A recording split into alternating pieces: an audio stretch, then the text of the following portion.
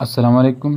आज हम limit of function के बारे में बात करेंगे कि लिमिट ऑफ फंक्शन क्या होता है, किस तरह हम इसको फाइंड करते हैं। तो ये उसकी डिफिनीशंस है लिमिट की।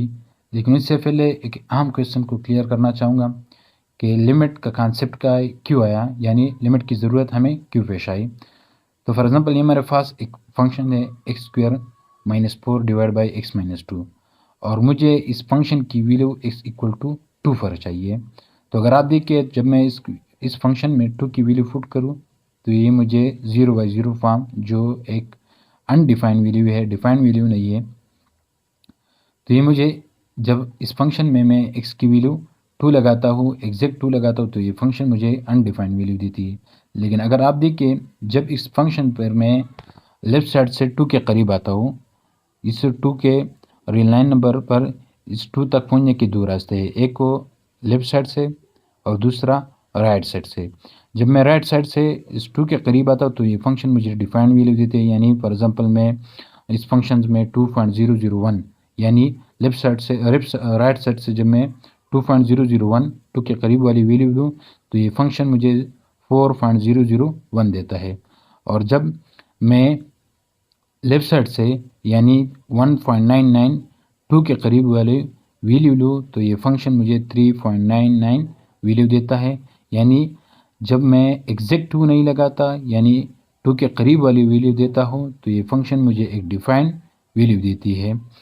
तो इसी वजह से फिर जब हम लिमिट का कॉन्सेप्ट आए, यानी फॉर एग्जांपल इसी फंक्शन के लिए मैं ये एफ एक्स क्या है, वो लिमिट एक्स टू, और फंक्शंस क्या है,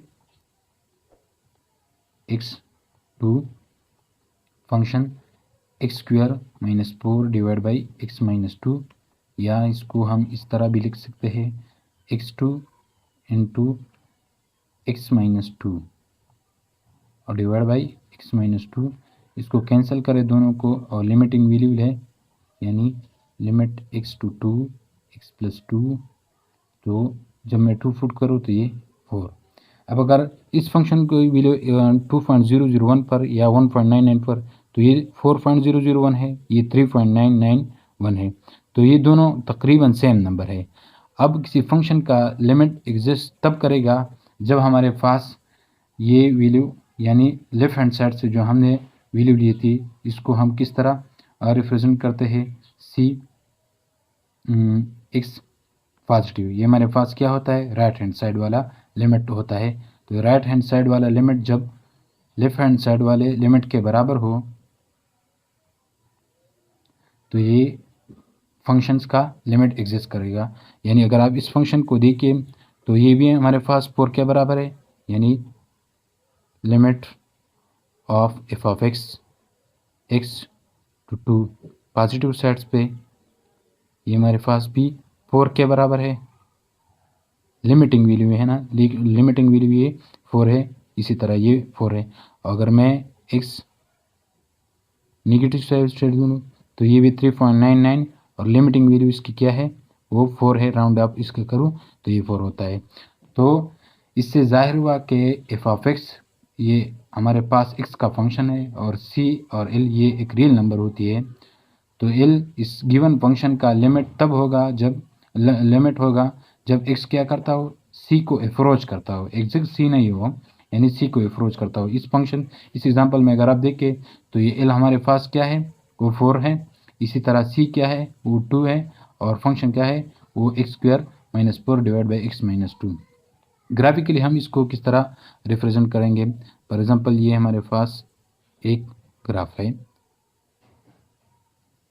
इस फंक्शंस का, एक्स, ये एक्स की वैल्यू है 1 है, 2 है, इसी तरह ये 3 है, और ये एफ ऑफ एक्स फंक्शन की वैल्यू है।